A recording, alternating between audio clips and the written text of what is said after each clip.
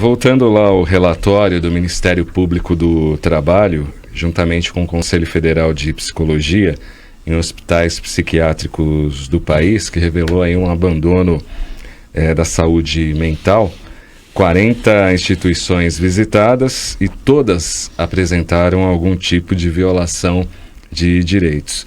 E neste documento, que virou um livro, que foi lançado em 2 de dezembro em Brasília, há vários relatos de pessoas que estão ou internadas ou que são usuárias das instituições.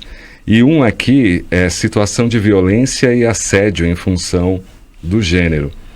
E aí quem relata isso são os procuradores que visitaram. Aí diz, ressalta-se que em conversa com um dos psiquiatras, isso é a usuária relatando, trabalhador da instituição há mais de 30 anos, este relatou que costuma dizer em atendimentos grupais com mulheres que realiza no hospital que utiliza uma técnica de detecção de mentiras. E por isso elas devem contar a ele toda a verdade, não escondendo nada. Diz que os óculos que ele utiliza são um detector de mentiras e que quando o coloca consegue até ver as pacientes nuas. Além disso, foi possível observar durante a visita que tanto o enfermeiro quanto o médico faziam falas direcionadas às mulheres sobre a beleza, elogios ao corpo, promessas de casamento e filhos para elas, o que indica violência de gênero e assédio travestidos de brincadeira, isso no Hospital Psiquiátrico André Luiz de Garça, interior do estado de São Paulo. Então a gente vê que as equipes não estão preparadas para lidar com estas pessoas que necessitam de ajuda e apoio. É muito triste, né? Quando a gente ouve um tipo de notícia dessa, né? Ou como a gente tem noticiado também o abuso sexual praticado por médicos, né? Em consultórios. Poxa, a pessoa que está ali, né? Você está entregando a sua vida na mão daquela pessoa, né? É uma violência, né? Acho que é o tipo de vilania, assim, mais desprezível. Porque a pessoa já está numa superioridade, né? Ali, de qualquer forma, é repugnante. E aí, Edson, como você vê isso? São cafajestes, né? É uma cafajestagem. Travestidos de enfermeiros. Cafajestagem muito grande. São pessoas que talvez não tenham amor à profissão, né? Sabe, não fazem a coisa com benemerência, com uma atitude de caridade. Então, sabe, você está vendo a pessoa já está numa situação, né, como a Elaine colocou aqui, sabe, a pessoa já está numa situação de desequilíbrio, você se aproveitar disso é a pior das vilanias possíveis que uma pessoa pode fazer, entendeu? E depois lá na frente essas pessoas podem se arrepender. Aí você fica imaginando, bom, que tipo de situação ela poderá enfrentar no sentido de recuperar tudo isso que ela fez no passado, né? Eu não estou aqui usando a lei de Italião, né, isso, porque ela vai ter que escolher depois, né? É causa e efeito, né? Eu não gosto desse tipo de coisa. Os que estão hoje internados foram os que abusaram ontem. Não penso assim. Também não tem essa fórmula, né? Mas eu fico imaginando o tipo de arrependimento que pode bater num espírito desse, na hora que ele descobrir que ele, na verdade, ele tinha tudo, né, diante dele para fazer a coisa certa, fazer o melhor possível, e ele se deixou levar pelo lado mais fácil, né? Se deixou levar pelo lado aí dos interesses do mundo em relação aos interesses espirituais. É isso que eu falo, que a gente tem que ser espírita no mundo. Então você tem que entender a doutrina espírita e tentar aplicar ela primeiro em você e depois no mundo, né, nos semelhantes.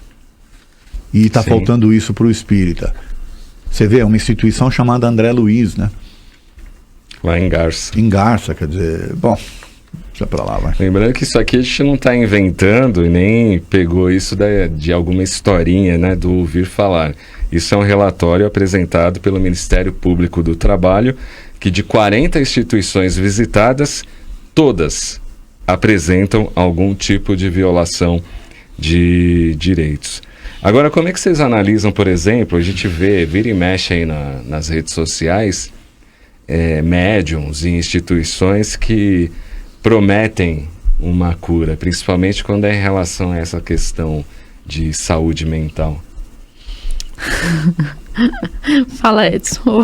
Você tem que rir, porque é brincadeira, né? Prometer cura, essas coisas, não existe. Não é espírita estudioso, né? Porque o espiritismo não promete nada, né? Quem estuda a doutrina sabe que depende, né, muito mais de você mesmo, né, do que qualquer outra situação. A doutrina é um caminho, né? A doutrina espírita é um caminho para a sua evolução, para o seu crescimento, para a sua melhora em todos os aspectos. Você é o protagonista da sua própria trajetória, né? Então, o próprio Jesus falava, tua fé te curou, né? Se Jesus não colocava a responsabilidade da cura sobre si, por que os espíritas, né, dirigentes de centros ou médiuns, né, somos todos instrumentos da vontade do Pai. Então, jamais uma casa séria que estuda a doutrina, que segue os preceitos de Jesus, pode fazer uma promessa dessa, né? Desconfie, né? Eu tenho uma palestra que o título é Por que Médiuns Falham? Boa pergunta. E seria interessante os ouvintes, se quiserem entender esse assunto, né, ouvir essa palestra. E ali nós vamos ver basicamente que médium é um ser humano qualquer, que se deixa influenciar, tá certo? E aí os interesses dele é que vão falar mais alto. Então não é só nesse campo aí não, viu, Cláudio? Infelizmente, nós estamos vendo no movimento espírita alguns médiuns que se tornaram famosos e fazendo uso da doutrina para os seus negócios particulares. É verdade. Venda de livros, cursos. Tá? Caríssimos. Cursos caros.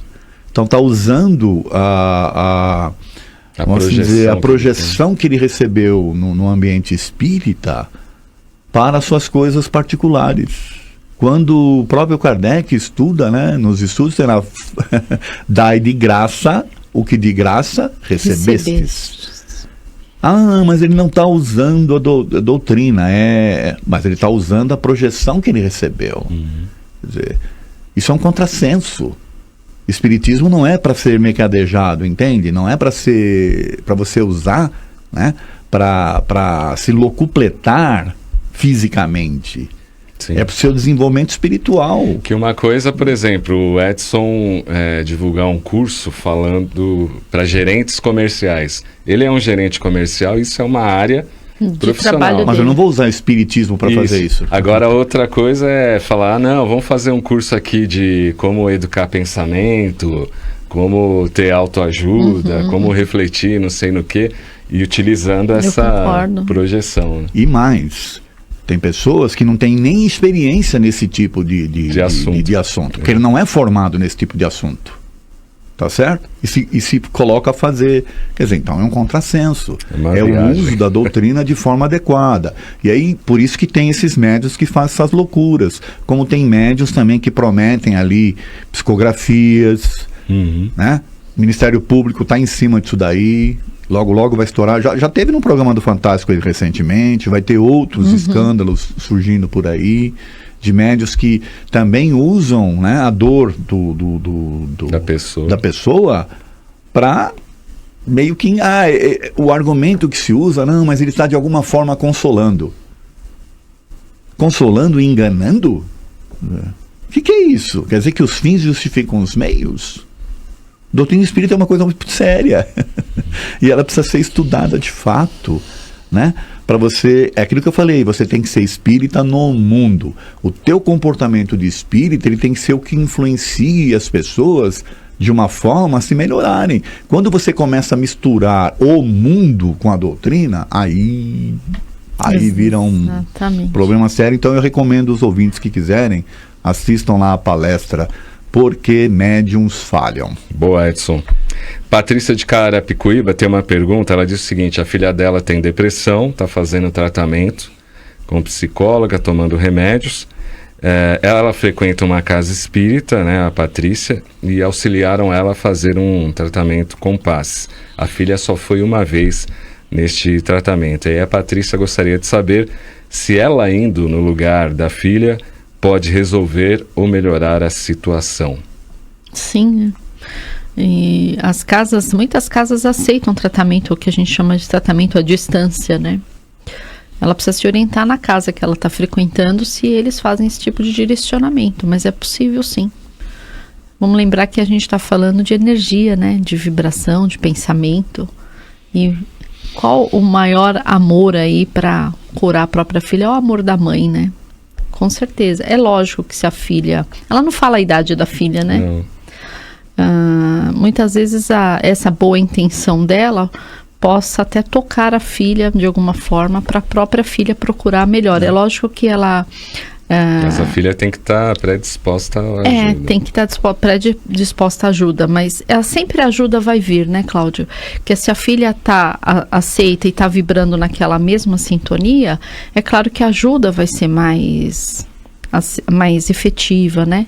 Mais fácil.